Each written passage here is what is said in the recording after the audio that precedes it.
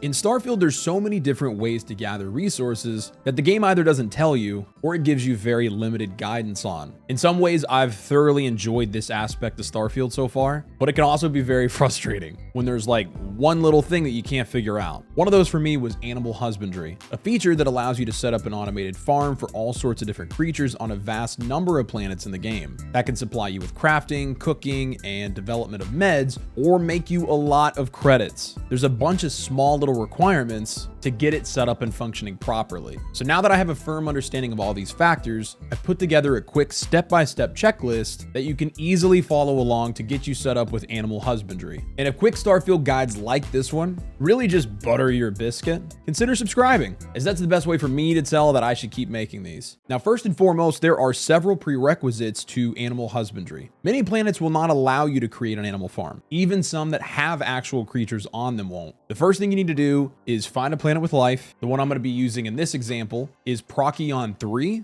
in the Procyon A star system. And by the way, little side tip while we're doing this, whenever the star systems are doubled up, like you're seeing here, which you're going to find pretty often, when you click twice on that location, you'll see a little drop down pull up to the side that allows you to choose the specific star system you want to go to out of those two. Before, I was just clicking and hoping that the grab jump took me to the right one. But at any rate, the reason that I chose this planet is because it has a couple of the prerequisites I was talking about. It also has 10 different types of creatures for animal farming. So it's an OP place to do this. Once you drop down onto the planet, you're gonna have to scan everything, every type of creature before you are able to get started, which is also where I see a lot of players running into a common issue. So on this planet, for instance, I need to scan 10 different types of fauna or creatures, right? To add a point to fauna, you will have to scan several animals of one type before it says 100% scanned on that. Each planet has many different biomes, and once your scanner HUD says biome complete next to fauna, that means that you've scanned every type of creature in that biome, and you need to move on to the next one. In this case, I had finished the wetlands and needed to land somewhere in the frozen plains, which allowed me to get up to 8 of the different types of creatures scanned on this planet. But once the frozen plains biome said complete, I looked around everywhere for another biome, but I couldn't find one. And this is going to happen to you pretty often when you're trying to scan a planet to 100%. What this means is the final creature types are in the ocean. Problem is you can't land there. So what you have to do is pick a point to land that is as close as possible to the ocean.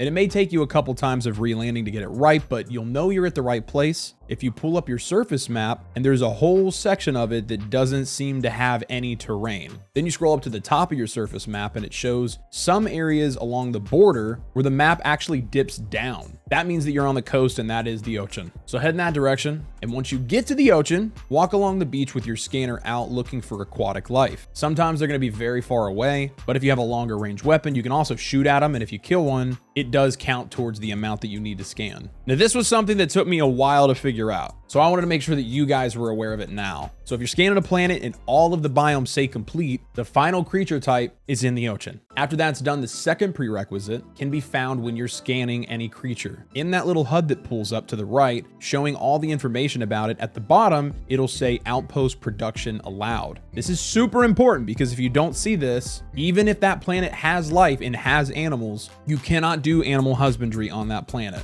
The structures that you need to build won't even show up in the building menu when this is the case. Now, the next prerequisite is the plant life on the planet that you're choosing. This is going to affect your animal husbandry too. While you're running around scanning all the creatures, make sure that you're scanning the flora too. When you scan over a plant, check its HUD to see what resources that it offers. What you're looking for here is fiber. It's imperative that at least one of the plants have fiber. I'll show you why when we start building. Now, the final prerequisite is your skills and research. For research, you need to find a research lab or craft one from the building menu at your outpost. Then under the outpost development tab of that, you're going to need to research at least horticulture 1 and domestication 1, which will require quite a few materials for you to input, like adaptive frames and nutrients. If you don't have them and don't want to go out and gather, most of the shops are going to sell these types of resources. And besides the crafting materials needed for horticulture 1, you will also need to have the skills outpost engineering from the 3rd tier of the science category and botany from the 2nd tier. And for domestication, you'll also need to have outpost engineering as well as the zoology skill. Okay, now with all of these prerequisites taken care of, we can begin building our animal husbandry farm. The first thing that you want to build is a solid storage container. Then build 2 water extractors. And now since you research horticulture and domestication, you will now have a new tab in your Outpost menu called Builders, where you'll now see a greenhouse, which is where you farm plants, as well as the animal husbandry facility. So build them both, then exit the building menu and physically go up to the greenhouse. Right before you open the door on the left, there's a control console that will let you choose which plants you want to farm. You want to make sure that you selected whichever is going to produce fiber. In my case, that was frostreed. After selecting, you will see it in the greenhouse. If you pull up your scanner on them, it'll show the resource information so you can confirm. But nothing's going to be produced yet. The greenhouse needs 3 power as well as water to have any production. So place down a wind turbine or a solar panel, which once placed will automatically give power to anything that needs it in your base. Luckily, my wind turbine on this planet gives 10 power, so it can power both the greenhouse and the water extractor that needs 5. After your power is up, you need to create an output link from the water extractor to the greenhouse. Now the greenhouse is making fiber. So you're going to create an output link from the greenhouse to that storage container that we created, and then a link from the container to the animal husbandry facility.